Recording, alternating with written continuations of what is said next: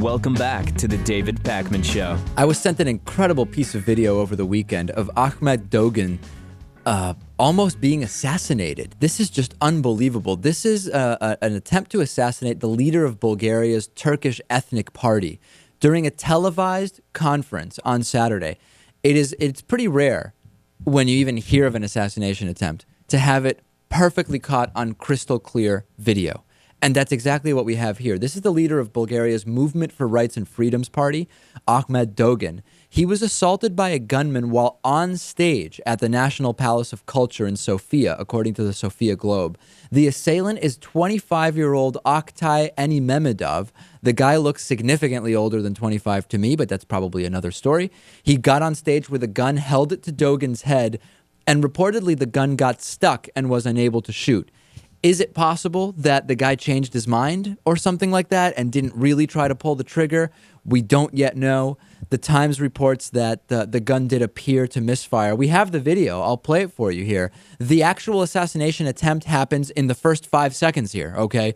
And then you'll see that the individual who tried to fire the gun, this Oktai Enimehmedov, is knocked to the ground. All sorts of middle-aged men are kicking and punching the guy. It's just one of the most unbelievable pieces of video I've ever seen. Let's take a look. There it is. Swings out. People rush on stage. The gun falls. And people stand around the gun to try to make it so that, I guess, nobody touches it so they can have, an untainted piece of evidence. The politician Dogan was knocked down. People rush over to him. But then this is where it really starts to get crazy. As you can see, there's the gun on the ground. People just wailing on this guy, kicking him in the back and holding him down.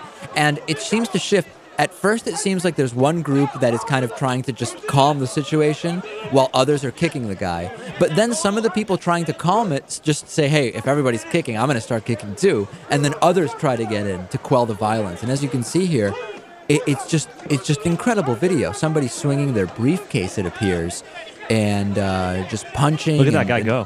What's that? Look at this guy in the center of the frame. Yeah, it's just unbelievable what's going on. Let's just take it back to the very beginning because the actual assassination part with the gun is so quick. I'll play that once more, Louis, I think, just so people can get a sense of it. There it is, and then it fires, and then the guy almost seems confused, like he doesn't know what to do.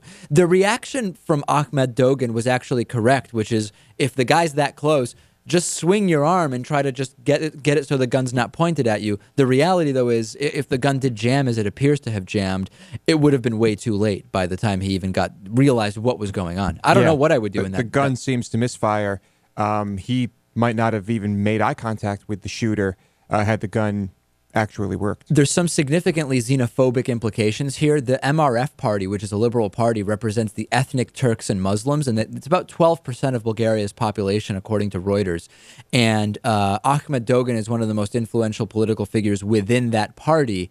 And I think we don't know specifically the motivations here, but there are certainly xenophobic movements against this party, are there not, Natan? Yeah, I guess we'll find out what the story of this guy. Certainly there's probably conspiracy theorists that are saying that this was just a plan. The gun didn't work. All sorts of things like that. But I guess we'll find out. Incredible. And for people saying, why wasn't there more security? This is not this is a minority party.